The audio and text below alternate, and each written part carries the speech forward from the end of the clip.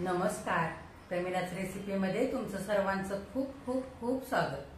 आज आपल्याला गणपती बाप्पांच्या नैवेद्यासाठी मखाण्याचे पौष्टिक मोदक तयार करायचे.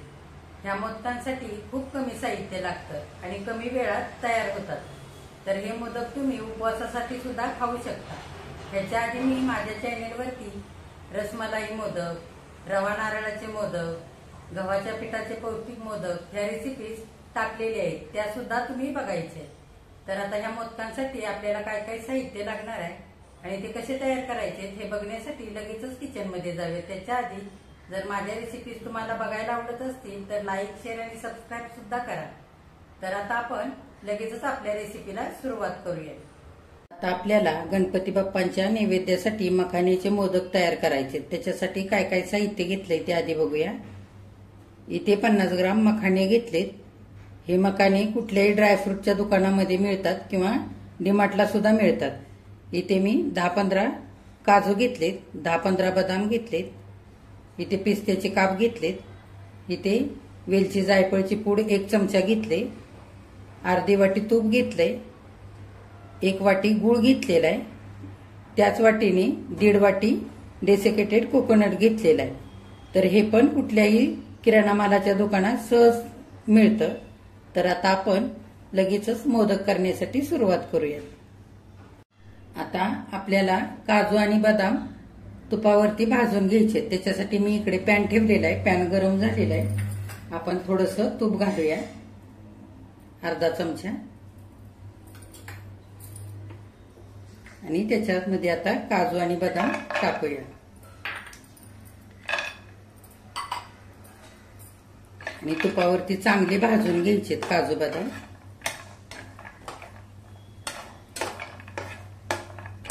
गॅस मध्यमच ठेवलेला आहे.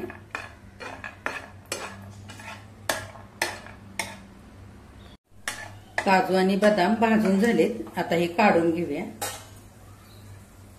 आता त्याच पॅन मध्ये आणखी अर्धा चमचा भरून तूप घालूया आणि मखाणे चांगले आता भाजून घ्यायचे.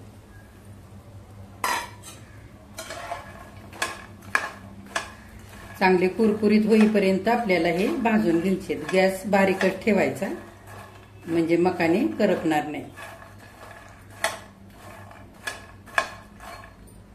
आता 2 ते 3 मिनिटं झालेले आहेत. बारीक गॅसवरती मखाणे चांगले भाजून झालेले आहेत. हे बघा, चांगले फुललेत आणि कुरकुरीत सुद्धा झालेत. असे छान कुरकुरीत व्हायला पाहिजे. हे बघा, असे चांगले भाजून घेतले मखाणे की मोदक छान टिकतात आणि फ्रीज मध्ये ठेवायला लागत नाहीत. वरती सुद्धा 15 दिवस चांगले राहतात. आता आपण हे मखाणे थंड करण्यासाठी काढून घेऊया. आता मखाणे थंड होत आहेत तोपर्यंत आपण काजू आणि बदाम रवाळ वाटून घेऊया. वाटून घेण्यासाठी मिक्सरच्या भांड्यात घेऊया.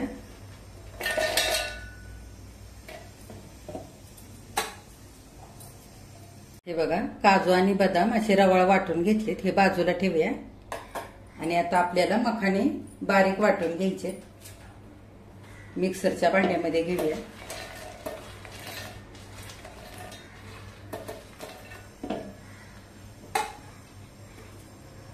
आणि हे चांगले बारीक वाटून घ्यायचे मखाणे आपल्याला. हे बघा, असे मखाणे बारीक वाटून घेतलेत. आता हे आपण काढून घेऊया आणि उरलेले मखाणे असेच वाटून घेऊया. हे बघा, सगळे मखाणे वाटून झालेत. आता मोदकाचं मिश्रण करण्यासाठी मी इकडे पॅन ठेवलेला आहे. पॅन गरम झालेला आहे. आपण 3 चमचे तूप घालूया.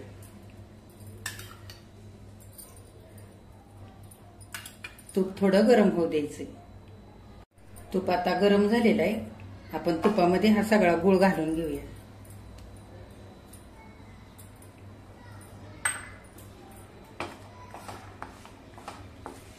गूळ आता सगळा वितळलेला आहे. आपण हे वाटून घेतलेले मखाणे ते घालूया. त्याच्यातच काजू आणि बदाम हे वाटून घेतलेलं तेही घालूया.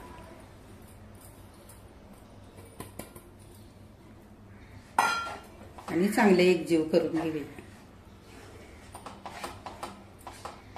त्याच्यातच आता हे डेसिकेटेड कोकोनट घेतलेलं ते घालूया 1.5 वाटी. तुम्हाला जर आवडत असेल तर तुम्ही आणखी थोडंसं घालू शकता. आणि चांगले एकजीव करून घेऊया. आता मिश्रण सगळं एकजीव झालेलं आहे. आपण 2 चमचे तूप घालूया.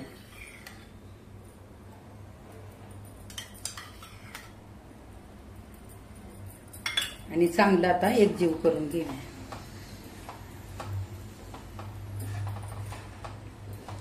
हे बघा, बारीक गॅसवरती साधारण 3 मिनिटं मी आणखी हे मिश्रण चांगलं एकजीव करून घेतलेलं आहे तूप घातल्यानंतर. आता आपण जायफळ आणि वेलचीची पूड केलेली ती घालूया आणि चांगले एकजीव करून घेऊया.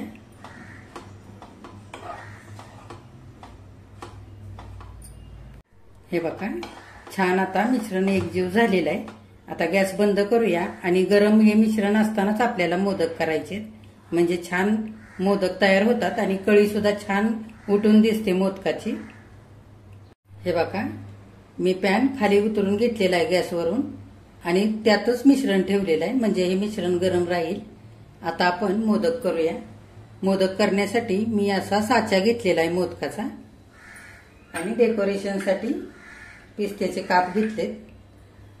मोदकाच्या साच्याला थोडंसं तूप लावून घेतलंय. पिस्त्याचे काप घालूया आणि हे मिश्रण आपल्याला आता मोदकाच्या साच्यामध्ये घट्ट भरून घ्यायचंय.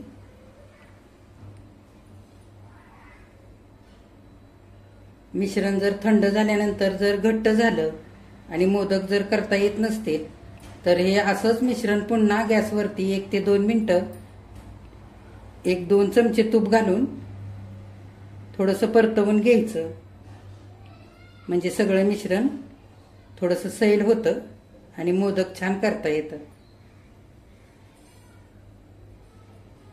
आता आपण हे असं मिटवून घेऊया.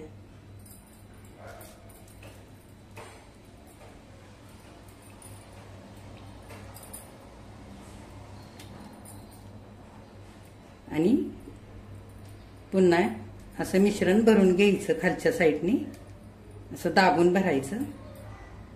आता आपण काढून बघूया.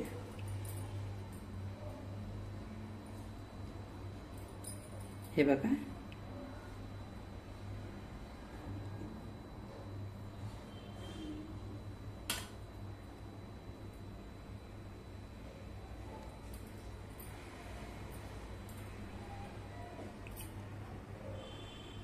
हे बघा मोदक किती छान झालेलं आहे. आता ह्या पद्धतीने सगळे मोदक आपण करून घेऊया.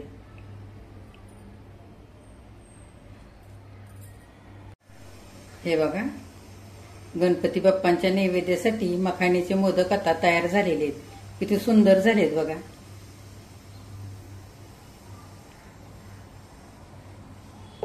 जेवढं आपण साहित्य हे मोदक बनवण्यासाठी घेतलं होतं तेवढ्यामध्ये 12 मोदक तयार झालेले आहेत. तर आता लवकरच गणपती बाप्पांचं आगमन होणार आहे. त्याच्यासाठी सगळ्यांच्या घरी कामाची गडबड आणि गणपती बाप्पांच्या स्वागताची तयारी चालू आहे. तर तुम्ही हे मोदक 2 ते 3 दिवस आधी सुद्धा करून ठेवू शकता.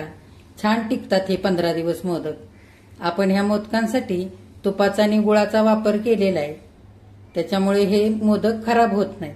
तर ह्या पद्धतीने तुम्ही पण मोदक बनवून बघा.